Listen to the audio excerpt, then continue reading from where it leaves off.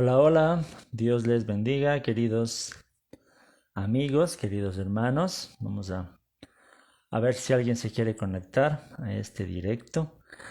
Ayer les había comentado que iba a hacer precisamente esta transmisión para hablar un poquito em, acerca de una pregunta que me hicieron en, en mis historias de Instagram. Eh, la pregunta era la siguiente. Quiero poner aquí. Déjenme ver si puedo poner.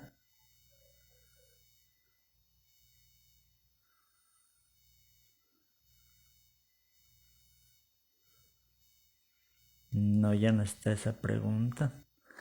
Pero bueno, la pregunta que me hicieron en las historias era ¿cómo podemos saber que la Biblia es palabra de Dios? Y se unía de paréntesis, habían puesto sin recurrir a argumentos circulares. Entonces me llamó la atención esta pregunta. ¿Cómo sabemos que la Biblia es palabra de Dios sin recurrir a argumentos circulares?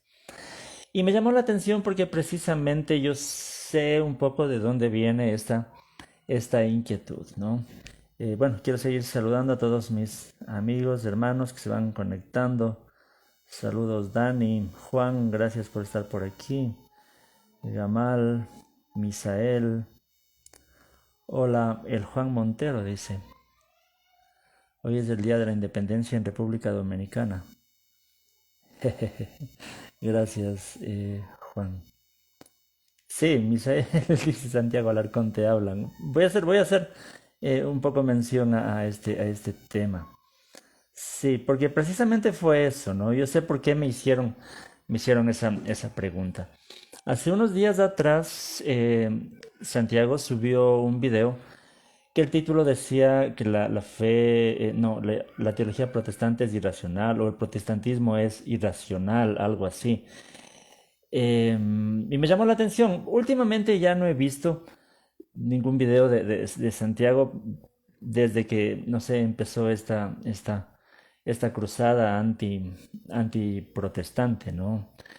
Entonces, pero me llamó la atención, a ver, es el título de la irracionalidad del protestantismo. En este video, Santiago estaba comentando de una entrevista a un sacerdote católico que es muy conocido porque es físico, es también filósofo y conoce mucho de estas cosas, de la física. Entonces es un gran apologista del teísmo, de la fe cristiana. Entonces, en esta entrevista, este sacerdote dice que el protestantismo es irracional, ¿no? Bueno, y después le preguntan por qué el protestantismo es irracional. El padre Carreira, sí, gracias Héctor, ¿no? Sí, y es difunto. ¿Por qué el protestantismo es irracional? A lo que el padre dice, eh, porque el protestante dice que la Biblia es palabra de Dios, pero cuando le preguntan cómo lo sabe, el protestante no tiene respuestas. Ya.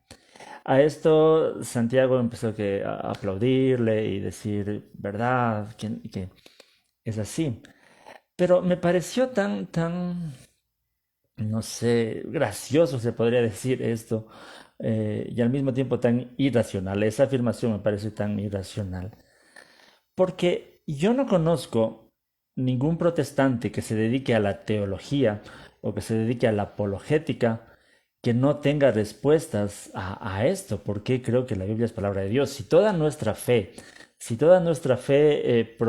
protestante está fundamentada en la creencia de que la Biblia es palabra de Dios y nuestra teología está fundamentada en eso, pues ¿cómo no voy a tener una respuesta racional al por qué creo que la Biblia es palabra de Dios? Entonces yo no conozco ningún apologeta protestante, ningún teólogo protestante que no tenga respuestas racionales para esto. Y tampoco conozco a ningún protestante que esté dando respuestas circulares a esto. Eso es lo que me llama la atención. Dicen que damos una respuesta circular. ¿En qué sentido podemos dar una respuesta circular? Si alguien dijera, yo creo que la Biblia es palabra de Dios porque la Biblia dice que es palabra de Dios, sería una respuesta. circular, pero eso digo, yo no conozco a ningún teólogo serio que dé una respuesta así. Obviamente habrá cristianos que puedan dar respuestas así generalmente, pero no a alguien que ha estudiado. Y el mismo caso sería en el catolicismo. Obviamente hay muchos católicos, la gran mayoría de católicos que no conocen su teología y pueden dar muchas respuestas circulares también, ¿no? Ya. Ahora, para responder la pregunta, ¿cómo sé que la Biblia es palabra de Dios? Bien, yo tengo muchas razones para hablar que no son un argumento circular. Y empezaría por definir lo que es palabra de Dios. Ahí también está un problema, que a veces se acusan de no tener bien claros los conceptos o se acusan de errores cuando no se tiene claros los conceptos de qué es palabra de Dios. Ahora, la revelación de Dios. Para mí la Biblia es palabra de Dios porque es la revelación especial de la voluntad de Dios para el ser humano. Dios se ha revelado en la naturaleza, en la ley moral, en nuestro corazón, pero específicamente como revelación especial está en las Escrituras. ¿Pero por qué? Porque la revelación máxima de Dios para la humanidad es Jesús. Jesús es Dios mismo que vino a revelarnos la voluntad de Dios, la palabra de Dios. Entonces, en cierto sentido, Jesús es la palabra de Dios y es lo que dice Juan, por ejemplo, en Juan 1.1, ¿no? En el principio era el verbo era con Dios, el verbo era Dios, es decir, Jesús es la palabra de Dios. Eh, Específicamente hablando, ¿no? Es lo que dice el autor de Hebreos también, ¿no? Esto también está en Hebreos 1, que Dios en los tiempos antiguos habló a los antepasados por medio de los profetas. El autor de Hebreos está diciendo que es palabra de Dios del Antiguo Testamento porque habló Dios por medio de los profetas, pero en estos tiempos nos ha hablado por medio de su Hijo, por medio de Jesucristo. Entonces, esa es la palabra de Dios. Entonces nosotros podemos trasladar esto a la Biblia porque la Biblia nos da testimonio de Jesucristo y Jesús mismo lo dijo. Ustedes estudian las escrituras porque ellas dan testimonio de mí. Entonces Jesús mismo validó las escrituras como palabra de Dios. En ese sentido, el Antiguo Testamento está validado por el testimonio de Jesús mismo. Jesús mismo miró a las escrituras como palabra de Dios. Y en el Nuevo Testamento, ¿qué tenemos en el Nuevo Testamento? En el Nuevo Testamento tenemos precisamente los evangelios, que es la palabra directa de Jesús, contada por sus apóstoles o por discípulos directos de los apóstoles. Es el evangelio el que está ahí. Entonces eso es la palabra de Dios. Y en las epístolas tenemos también, por ejemplo, a un Pablo que fue delegado directamente por Jesús para predicar el Evangelio. Tenemos a discípulos, a apóstoles y también discípulos directos de los apóstoles. Entonces, por eso es que yo creo que el Nuevo Testamento es palabra de Dios. Ahora, este argumento que he dado, ¿en qué se fundamenta? Es en Jesús. La Biblia es palabra de Dios porque nos da testimonio de Jesús. Entonces, ¿cómo sabemos que Jesús es Dios? Ahí viene otro tema y otra argumentación que ustedes conocen también. ¿Por qué creemos que Jesús fue quien dijo ser? Ahí viene todo el caso de la resurrección, que Santiago Alarcón lo comenta mucho, ¿no? Y cualquier apologista católica también lo hace. El tema de la resurrección, tratar de lograr probar racionalmente que lo más probable es que Jesús resucitó de entre los muertos. Eso nos da la garantía de que Jesús fue quien dijo ser. Entonces eso valida lo que Jesús enseñó. Lo que Jesús enseñó es palabra de Dios y que Jesús mismo validó el Antiguo Testamento y que el Nuevo Testamento nos habla sobre Jesús, es decir, la palabra de Dios. Entonces yo ahí tengo un primer argumento que es válido, que no es circular, porque no estoy diciendo yo creo que la Biblia es palabra de Dios, porque la Biblia diga que es palabra de Dios, no. Estoy hablando de Jesús como la base para este argumento. Javier dice, tengo una pregunta de ese argumento. Está bien, sí, ustedes tienen inquietudes, preguntas, pueden dejarlo, ¿no? Para seguir hablando de este tema. Pero entonces eso sería lo primero. Para mí esa es la clave de todo. La palabra de Dios es Jesús.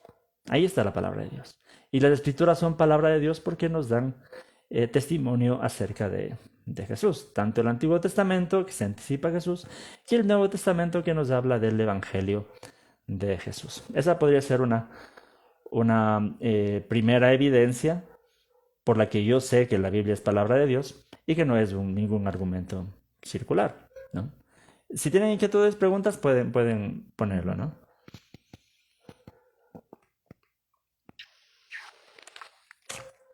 Hola Melvin, gracias por estar por aquí. Gracias a todos quienes se están conectando, ¿no? Entonces, Javier, si tienes la inquietud, puedes escribirla, por favor. Y sí, bienvenidos todos. Bienvenidos todos.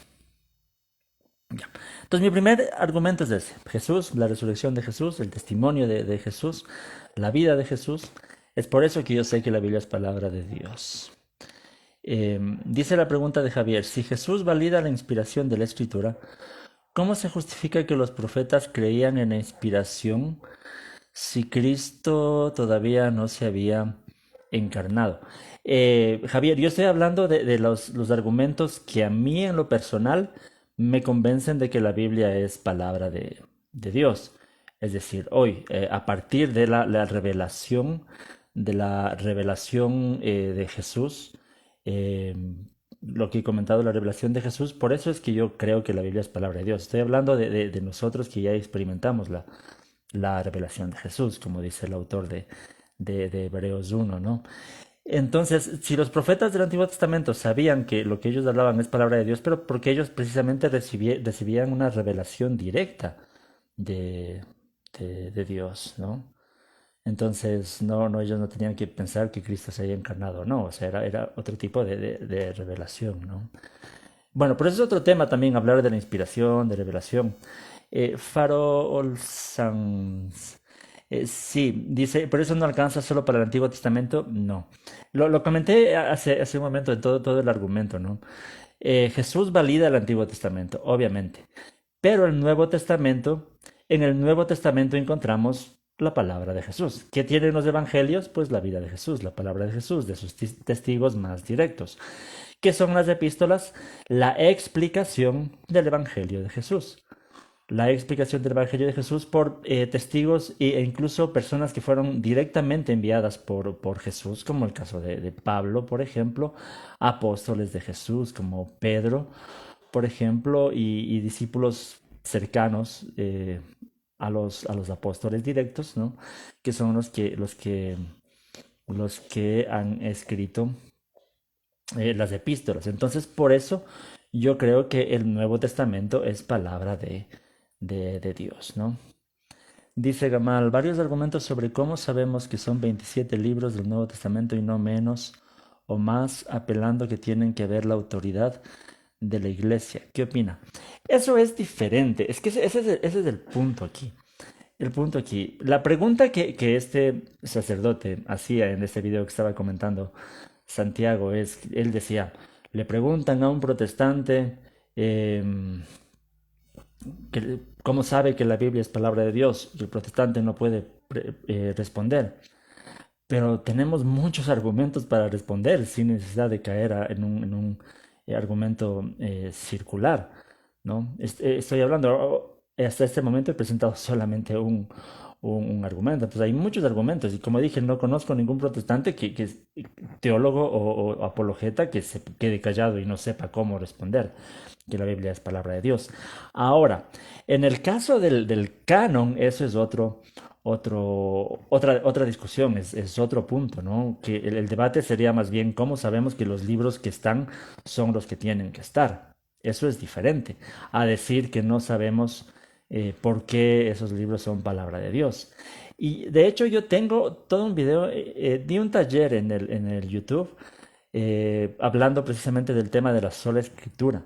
Entonces, tal vez hoy no tenga todo el tiempo para desarrollar eso, pero hay muchos argumentos también de por qué creo que el canon que nosotros tenemos es el que debe estar. Y está el testimonio temprano de la iglesia, ¿no? Hay listas de libros muy antiguas, más antiguas que los concilios, que el concilio, o los concilios que hayan definido el, el canon.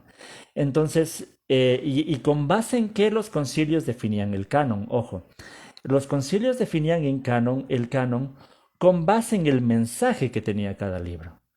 Entonces, esto decía Martín Lutero precisamente, entonces la autoridad no estaba en el concilio o en la iglesia que decidía el canon, la autoridad estaba en el mensaje del evangelio.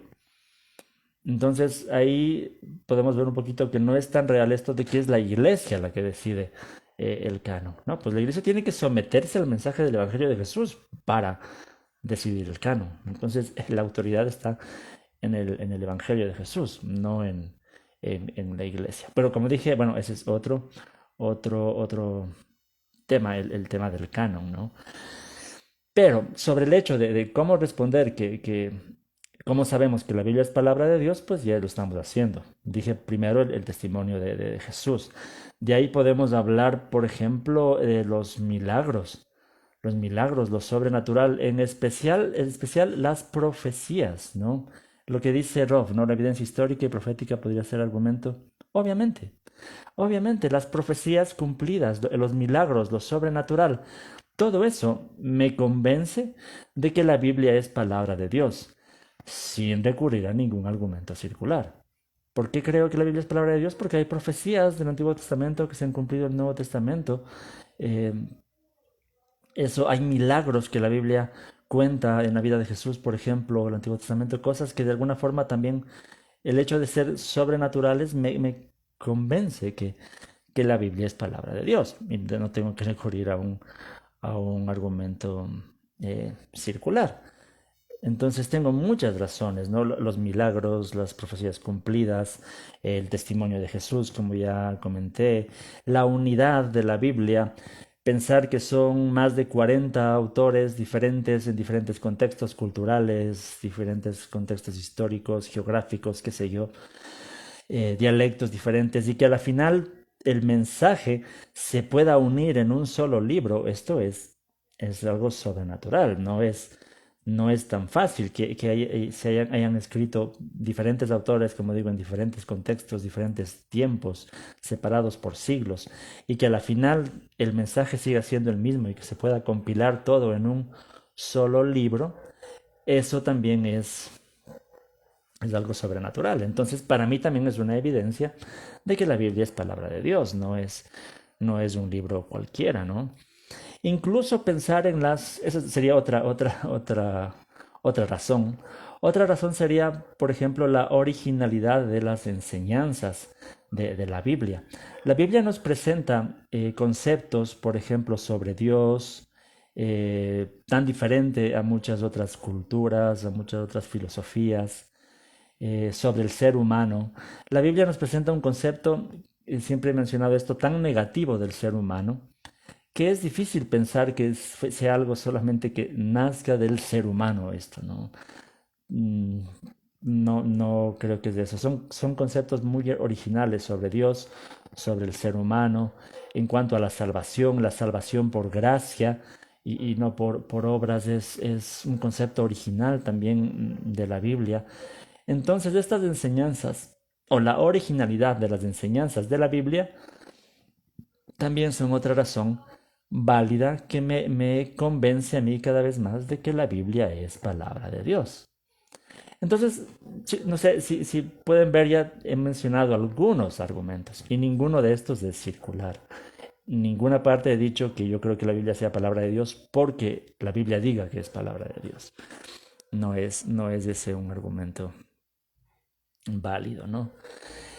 Y, mejor dicho, incluso el argumento que a mí en lo personal más me convence es el testimonio interno del Espíritu Santo.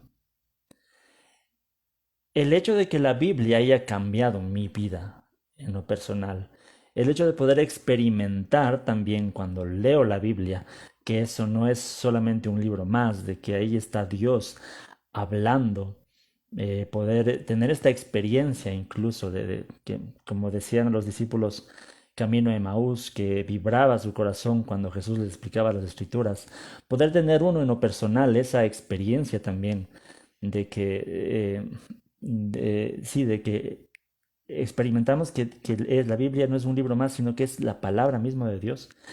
Eso es lo que a mí más me convence, ¿no?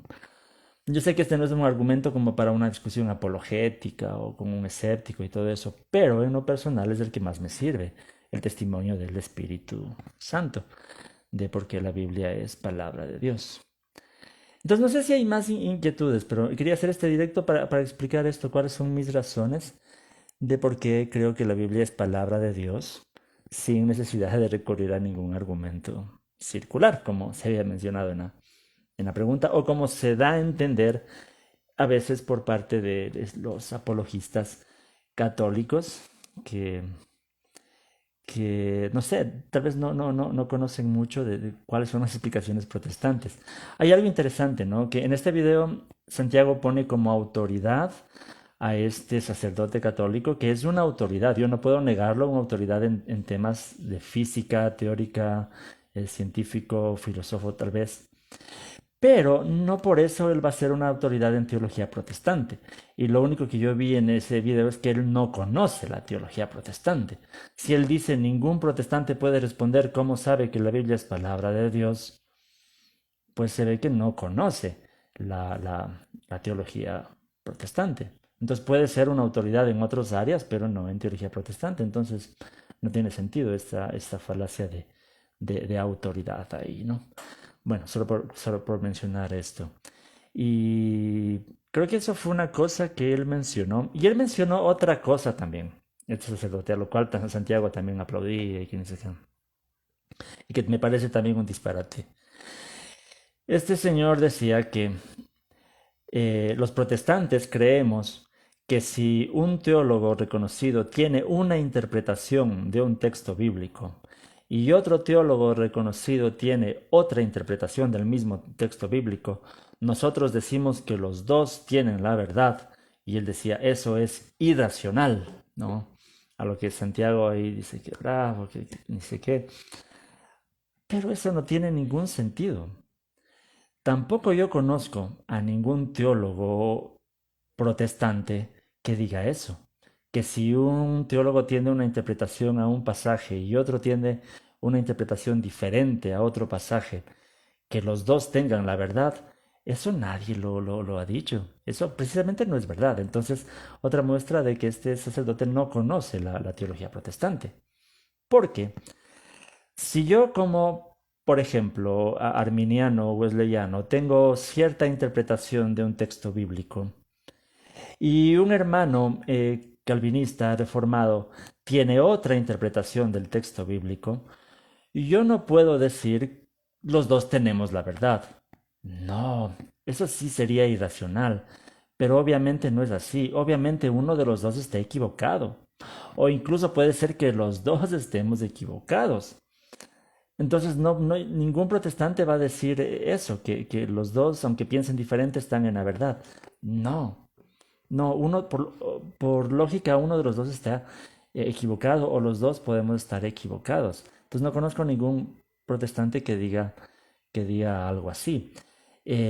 Pero lo que sí nosotros hacemos énfasis es que aún a pesar de no tener la teología exacta, aún a pesar de no pensar totalmente diferente, aún a pesar de eso podemos ser hermanos y podemos vivir en unidad, porque hay cosas más importantes que nos unen, como es el Evangelio de Jesús. Entonces nosotros no enseñamos que los dos tengan la verdad. No, obviamente alguno está equivocado, pero sí enseñamos que puede haber unidad aún a pesar de pensar diferente. Y eso es algo que a la Iglesia Católica le cuesta aceptar. Y quieren ponernos a nosotros la idea de que la única forma de tener unidad es pensando todos en todo aspecto igual. Y eso no es unidad. Permítame decirlo, mis queridos amigos católicos, eso no es unidad. Unidad no es obligar o imponer que todos piensen igual, ¿sí? Es una unidad forzada, mejor dicho, es una unidad impuesta. Se impone que todos piensan así, si no, no están en la iglesia. Y eso es imposible, eso no es unidad. Por eso es que hay muchos teólogos católicos que piensan diferente, pero no pueden exponer abiertamente su teología, o se están por ahí jugando, corriendo el riesgo de que los excomulguen, porque no pueden exponer, no pueden pensar con libertad. Entonces, a eso también quería decir, si Santiago en ese video dice la fe protestante es irracional, y yo me pregunto, ¿hasta qué punto es racional el hecho de no poder pensar? El hecho de no poder usar la razón, porque ya todo está escrito y tengo que creer todo lo que diga el catecismo católico, si no, simplemente no soy católico. Entonces eso no es razonar. Para mí eso me suena más irracional eh, en la fe católica. Dice algo Esteban, la Iglesia Católica piensa que la unidad es plenitud en el conocimiento. Exacto, y es algo que no, la Biblia no enseña eso, la Biblia enseña unidad en el amor. Esa es la idea, unidad en el amor, aun cuando haya eh, pensamiento diferente en algunos aspectos no esenciales. Ahora, el punto es que ahí suele surgir la objeción, pero ¿quién define qué es lo esencial y quién no? Pero yo ahí recurro precisamente al argumento inicial. Lo esencial es Jesús. Eso es lo esencial. El Evangelio de Jesús, eso es lo esencial. Y ahí podemos estar de acuerdo y ahí podemos tener unidad. Otra objeción que se hace es que existen muchas denominaciones cristianas, y se hace la pregunta, ¿y cuál de las denominaciones cristianas tiene la verdad? A lo que yo siempre he respondido, pues la verdad la tiene aquella denominación que tenga a Jesús. Porque Jesús dijo, yo soy la verdad, el camino y la vida. Entonces, tener la verdad no se trata de tener todo un sistema de teología o de doctrina punto por punto, todo un catecismo en el que todos tenemos que pensar igual. Eso no es tener la verdad. Tener la verdad es tener a Jesús. Y eso no significa tener todo un sistema doctrinal. Y esa es otra cosa que a veces quiere hacernos creer la teología católica, o mejor dicho, los apologistas católicos de Internet. Quieren hacernos creer que tener a Jesús es tener todo el sistema doctrinal. Porque dicen, ¿cuál Jesús? ¿El Jesús de los calvinistas o el Jesús de los arminianos? Pues es el mismo Jesús. Pero ellos nos quieren hacer meter que si no tenemos todas las ideas iguales, claras, ya es un Jesús diferente. Y eso no es así. Ni siquiera en los primeros siglos. A veces la teología católica se basa tanto en los padres de la iglesia, y dicen, no sé, que ahí están todas las doctrinas católicas. Pero en los padres de la iglesia no había toda esa unidad en cuestiones de doctrina. Los padres de la iglesia también hablaban de tener unidad en lo esencial. Eso es interesante, y a veces eso no quieren reconocerlo. Por eso incluso Agustín de Hipona, el mismo Agustín de Hipona, solía decir esto, en lo esencial, unidad. Porque hay cosas esenciales. Y hay cosas en donde se puede tener libertad de pensar diferente. Hay cosas en donde se puede tener libertad de usar la razón, de ser racional. Lo que dice Santiago, que la fe cristiana es irracional. Eso quería comentar con ustedes. No sé si tienen preguntas, inquietudes sobre esto. Quiero aclarar algo también. Yo por lo general no soy anticatólico. Yo prefiero no ser anti nada, ¿no? Pero no sé, está tan metido esto de los apologistas católicos, y ahora Santiago, que se suponía que, no sé, era un teólogo protestante, que tenía sus razones también para explicar por qué la Biblia es palabra de Dios cuando era protestante. Ahora resulta que no estaba seguro de eso ni cuando era protestante. ahora está también con esta campaña anticatólica. Yo tampoco estoy en contra o he estado en contra de Santiago. Yo respeté mucho su decisión, incluso lo escribí a él. Pero no sé por qué ahora cada video es atacar a la fe protestante, cada video es tratar de confundir o sea, tanta gente protestante que lo estuvo siguiendo que obviamente tenía que hacer este video también y esta reflexión sobre este punto, ¿no? Entonces la fe protestante no es irracional. Eso es lo que quería mencionar. Y sí, y es esto, yo no soy anticatólico, no soy anti Santiago Alarcón. Simplemente quería aclarar estas ideas eh, equivocadas, ¿no? Eso, Esteban dice, el Evangelio es palabra de Dios y tiene su carácter absoluto en sí mismo dado por Dios. Al igual que el Nuevo Testamento, la Iglesia Católica le da esa autoridad al magisterio. Eso es un error. Sí, ese es el problema. Incluso, ya que se está hablando de argumentos circulares, ¿no? Argumentos circulares o de irracionalidad. La cuestión es, ¿cómo puedo justificar racionalmente que el magisterio de la iglesia sea infalible y no pueda equivocarse? ¿Cómo justifico eso racionalmente sin recurrir a un argumento circular, ¿no? Eh, ¿cómo lo hago? Para mí eso sería más irracional. Incluso renunciar a mi razón, porque tendría que aceptar que yo no puedo pensar diferente. Creo que tengo que creer simplemente lo que diga el magisterio. Entonces, eso es más complicado.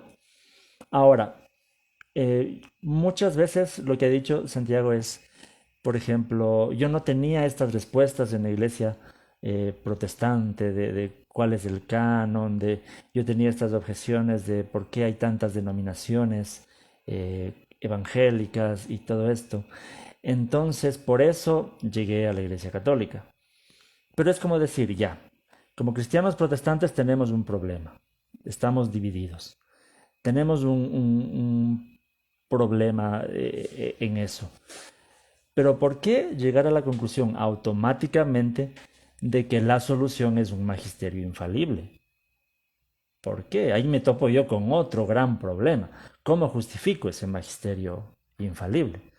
Para mí es más complicado. Prefiero quedarme con la incertidumbre de ciertos aspectos, de por qué estemos divididos o de qué me da garantía de que los textos sean palabra de Dios. Es decir, preferiría vivir con esa incertidumbre que, no sé, que aceptar un magisterio infalible que no tiene sentido, ¿no? Bien, eso, eso. Creo que ha sido un directo para desahogarme más de lo que tenía contenido y sé que muchos me han estado pidiendo mi opinión sobre estos temas y como digo, prefiero no ser anti nada, pero había que aclarar estas ideas, ¿no? Rob dice, ¿cree que una falta de sanación interior puede a un hombre llevar a atacar inconscientemente lo que ama? Pues claro, claro que sí. Sí, sí, yo no sé por qué este énfasis de Santi de estar atacando no sé, al protestantismo. Y si algún rato ve esto, Santi, yo cuando te convertiste al catolicismo, yo te escribí, dije, te puse mis respetos y todo eso, pero el tanto irrespeto de tu parte a la fe protestante también no me parece bueno.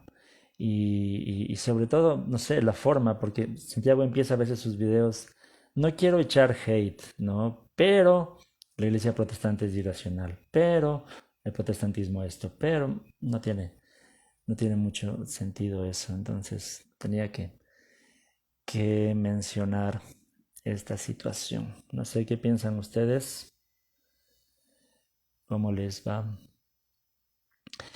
Farol Sanz, no, gracias a ti por estar aquí, por estar siempre pendiente de los videos y, y seguir la cuenta de Instagram y también el canal, ¿no? Bueno, eso sería por el día de hoy, creo, salvo que haya más, alguna inquietud, alguna pregunta, pueden dejar en los comentarios.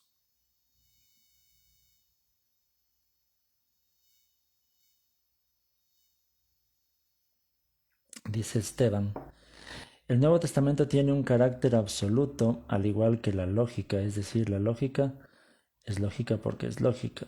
Lo mismo pasa con el Nuevo Testamento. Déjame ver si te entiendo.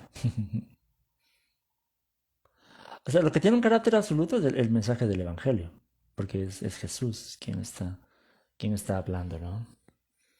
Entonces, sí, en ese sentido, claro, claro, claro. Bien, gracias Carmen a ti por estar conectada, ¿no?